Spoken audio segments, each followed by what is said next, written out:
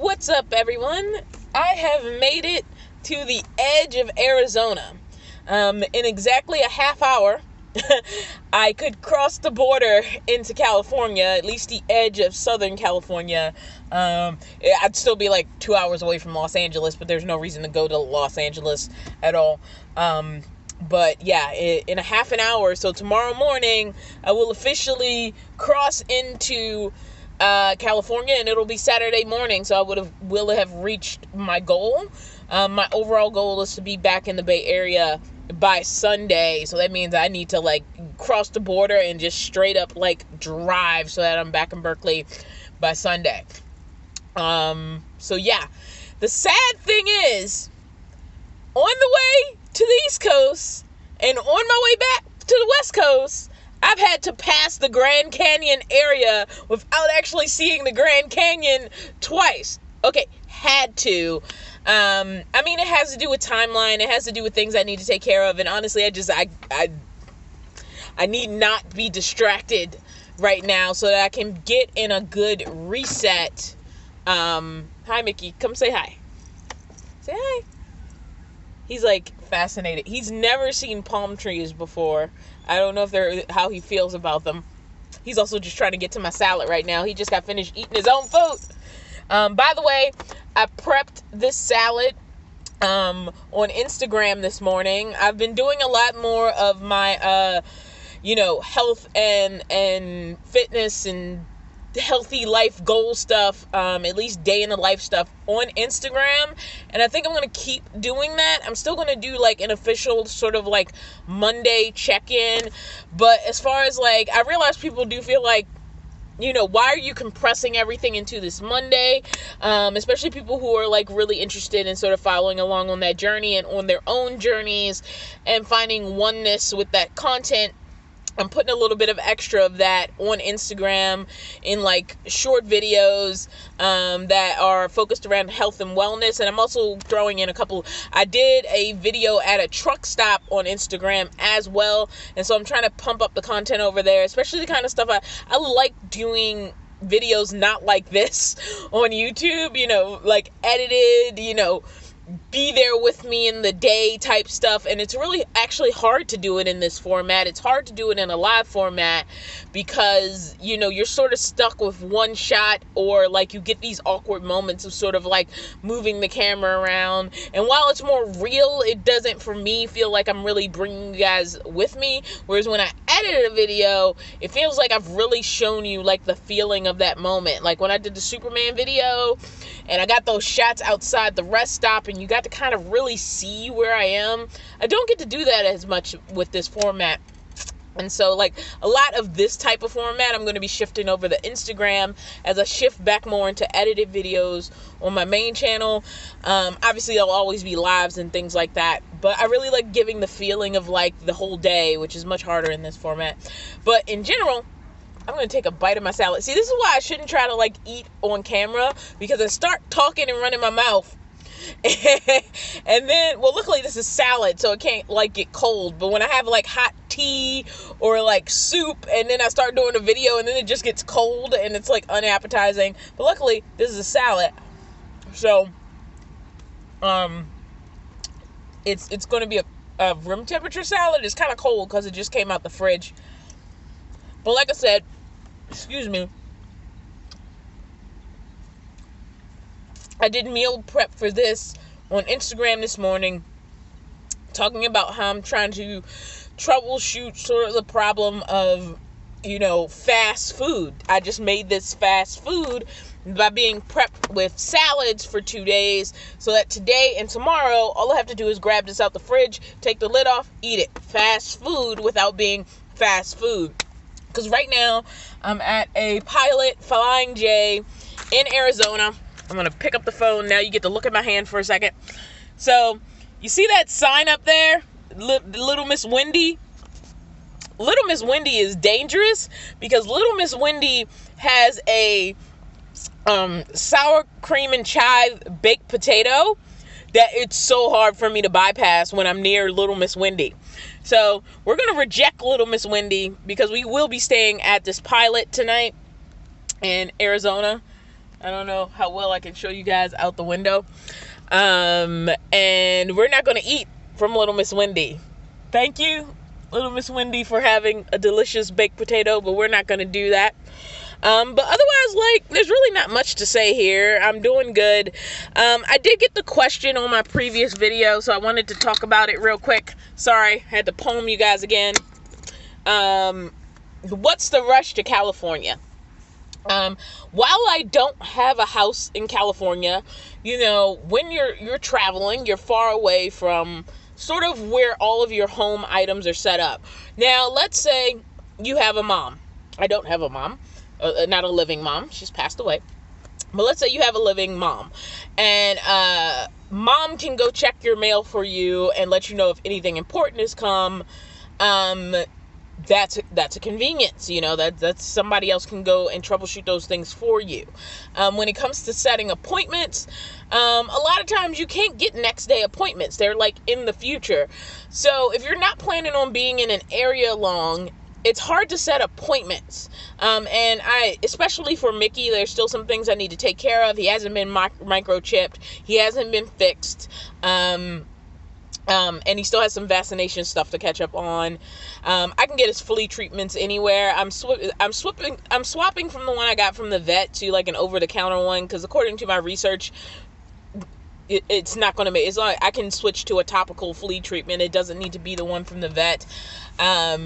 But there are things I need to take care of, especially with setting appointments, that will be easier to do when I'm at my home address. I have an image that I want to use for new stickers. If I'm going to get stickers, I need to get those shipped to an address, and my address is in Berkeley. So if I want to set that up so I have it all ready, you know, in my possession so that I can move forward, it's easier to do from my home address. There's a lot of ways I can still manage mail on the road, but there's still some limitations, and especially when you're dealing with like sticker companies, like Amazon is easy. I could do Amazon packages like anywhere, but you're still in the same problem. If you can get it next day, like if you have Prime and you can get it next day, you're maybe only stuck for like 2 or 3 days, depending on the situation. Or if you're already planning to be there and you're setting yourself up to send it to like an Amazon locker like ahead of time, you can kind of catch up to it. But one, you can't find everything on Amazon, and it really reduces your choices to just Amazon if you're depending on that. 2, large packages have issues coming to Amazon. 3, even if I send it to my main address and get it forwarded to me, that means I'm paying postage on something for which postage was already being paid. In some situations, like earlier in this trip, I didn't mind, but I really need to start putting money away and not spending money. And the easiest way to do that is in Berkeley, where I can like go head on up to my mailbox and like in between waiting for Mickey's appointments or waiting for other stuff that I need to do to happen, it's easier to do in California. Unfortunately, that is my base. And I have to have a base somewhere. And while there are options, the easiest way for me to kind of save money, also need, once I get back to California, I'm probably also going to like, obviously like, do your general like vehicle stuff that you would do at the end of a trip. So there's that stuff I need to take care of. And Berkeley's also a place, because I started Vanlife there, because I had a job there while living in a van. I know that place so well. It's easy to stay still for a minute and take care of everything I need to take care of, because there's so many unknowns when you're going into unknown situations. And if you're going out camping, like, you are usually so removed from, like, if you're really going to like nice, like camping away from the world spots, you're sort of relying on the fact that you don't need to contact, quote unquote, the world for a while. And I don't feel like I'm in a position to do that. And the only way for me to really get reset in a place to be able to do that is to get back to California and get my life in order while I don't have to move too far. Yes, I will have to shift some parking spaces and do my little shuffle, but that's so effortless at this point. It's, for me, indistinguishable from having a house there. That's how effortless it is for me.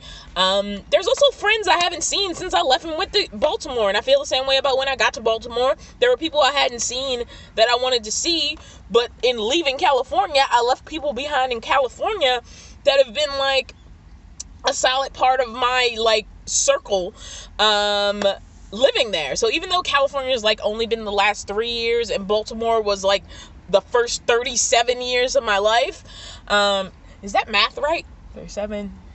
Yeah, it's about right. It's approximately right. I just turned 41. There's still people there who I haven't been able to see, who, I'd love to see again, but like that wasn't going to happen until I was back, getting notifications on my phone, until I was back, to the West Coast, or at least in the area of the West Coast. So like,